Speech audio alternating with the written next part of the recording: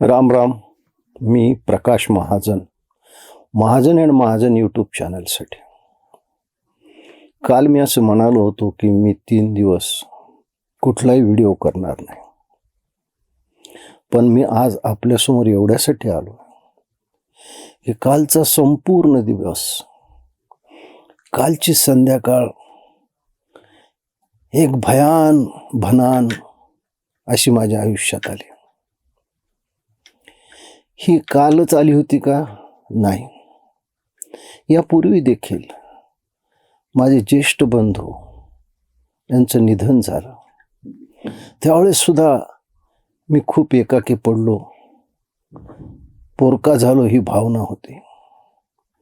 माझे लहान मेवणे स्वर्गवासी गोपीनाथराव मुंडे यांचं सुद्धा असं अचानक जाणं, त्यावेळेस सुद्धा खूप एकाकीपणा जाणवला. दादा, काल तीच भावना माझ्या मनात होती. मी कधीही आपला राजकीय समर्थक नव्हतो, पण आपला व्यक्ती म्हणून मी खूप आदर करत असे. व्यक्ती म्हणून मला तुम्ही खूप आवडत असात. तुमची शिस्त, तुमचा वक्तशीरपणा, तुमची टापटीप, दिलेला शब्द पाळण्याची तयारी. माहीत नाही, काल संध्याकाळ खूप भयान अशी झाली.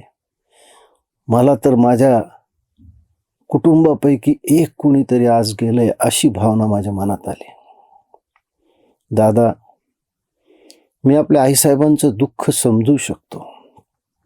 माझ्या आईनं सुद्धा ते दुःख माझे बंधू गेल्यानंतर बरेच वर्ष सहन केलं.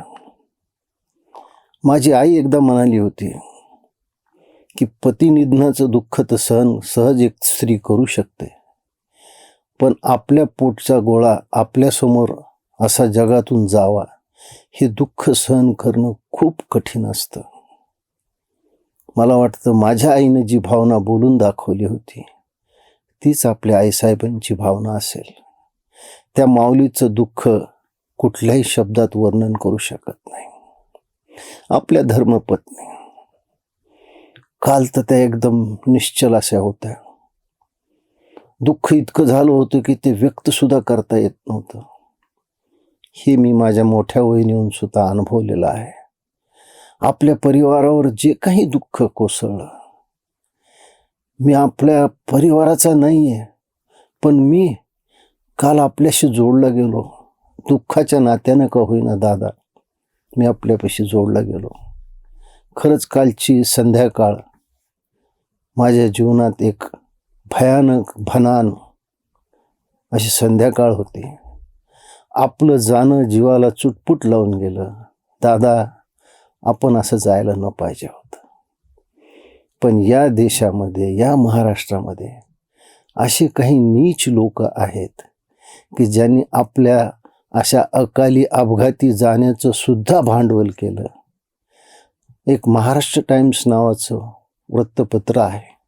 त्या वृत्तपत्रात जी बातमी आली ती ऐकून तर मला वर्तमानपत्र तिथून पुढे वाचावे का नाही अशी भावना झाली.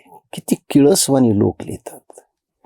यांना कुणाच्या दुःखाचं, मरणाचं काही पडलं नाही. तो एक आपल्या महाराष्ट्रातला बोलभांड, ज्याला असं वाटतं की तोच या महाराष्ट्राचं राजकारण सगळं चालवतो, त्या संजय राऊतनं काय प्रतिक्रिया दिली हे मी भोगतोय. दादा, आपण कुठे असाल, तुम्ही माझं वाक्य ऐका. माझ्या धाकट्या भावाने माझ्या मोठ्या भावाला एकदा मारलं, पण गेली 20 वर्ष मी हे भोगतोय. माझ्या कुठल्याही चांगल्या वाईट गोष्टीला असे सो कॉल्ड जे काही ट्रोलर्स हा घाणेरडा प्रश्न विचारत असतात. काल वयोवृद्ध तपस्वी ज्येष्ठ नेते माननीय शरद पवार मोठ्या दुःखद अंतःकरणाने सांगत होते की हा अपघात आहे, ह्याच्यात राजकारण करू नका. पण नाही, आम्हाला यात सुद्धा राजकारण दिसत होतं. दादा, तुमचं जाणं हे प्रत्येक मराठी महाराष्ट्रीयन माणसाला जीवाला कुठंतरी चटका देऊन गेले. गेली 7-8 वर्ष तुम्ही प्रत्येक मराठी माणसाच्या मनाशी जोडले गेला होतात. मग तो मराठी माणूस तुमच्या राजकीय विचाराचा असेल नसेल, पण दादा त्याला आपले वाटत होते. का माहीत नाही दादा, कालची संध्याकाळ माझ्या जीवनात खूप भयान होऊन गेले आणि अशा परिस्थितीमध्ये एक शेर मला आठवला जो मी आज तुम्हाला समर्पित करतो. रहने को सदा इस दुनिया में आया नहीं कोई, रहने को सदा इस दुनिया में आया नहीं कोई, दादा आप जैसे गए वैसे जाता नहीं कोई, दादा आप जैसे गए वैसे जाता नहीं कोई. दादा तुम्हाला माझी भावभीम श्रद्धांजली.